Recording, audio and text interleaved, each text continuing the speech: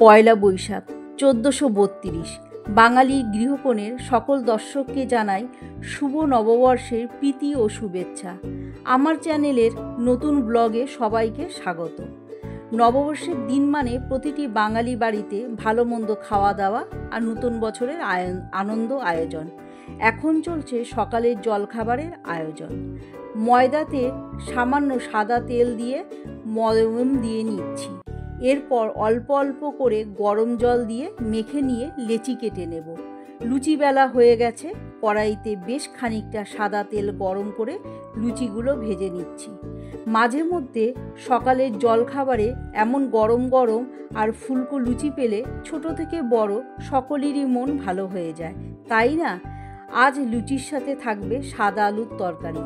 তার জন্য কড়াইতে তেল গরম করে তাতে কালো জিরে ফোড়ন দিয়ে নিয়েছি। এবার ডুমো ডুমো করে কেটে রাখা আলু দিয়ে ভেজে নেব।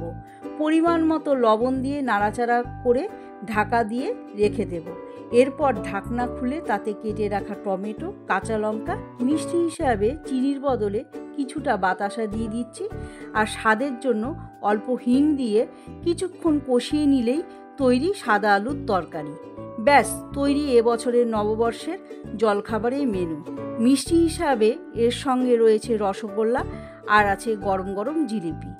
ফুলকো লুচি, সাদা আলুর তরকারি, রসগোল্লা, জিলিপি। আপনাদের বাড়িতে আজ সকালে জলখাবারে কি হয়েছে কমেন্ট করে জানাবেন।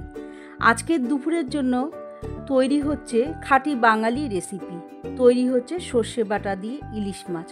কড়াইতে সর্ষের তেল দিয়ে তাতে জিরে তেজপাতা ফোড়ন দিলাম। বাজার থেকে কিনে আনা সর্ষে পাউডারের মধ্যে সামান্য নুন, গরম জল দিয়ে ভিজিয়ে রেখেছিলাম। তেলের মধ্যে সর্ষে বাটাটাকে দিয়ে তার মধ্যে কাঁচা লঙ্কা বাটা, হলুদ গুঁড়ো দিয়ে নাড়াচাড়া করে পরিমাণ মতো জল দিয়ে ঢাকা দিয়ে দিলাম। ঢাকনা খুলে ঝোল ফুটে আসলে তার মধ্যে একে একে মাছগুলো দিয়ে দিলাম।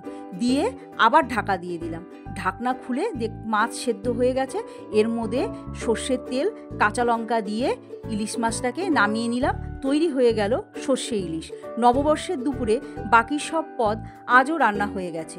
রয়েছে গরম ধোয়া ওঠা ভাত, মুসুরির ডাল, বাঙালির আরেক প্রিয় মাছ রুই মাছের ঝাল, ইলিশ মাছের মাথা দিয়ে কুমড়ো ঘন্ট, সর্ষে ইলিশ। বাজার থেকে কিনে আনা হয়েছে অসাধারণ স্বাদের বেকড দই। আমাদের বাড়িতে সকলেই এই দইটি খেতে খুব পছন্দ করে। সব কিছুর সাথে মিষ্টি হিসাবে তাই রসগোল্লা আর বেকড দই দিয়ে দিলাম। আর আছে লেবু, লঙ্কা আর গরমকালে ঠান্ডা থাকার জন্য কেটে রাখা শসা।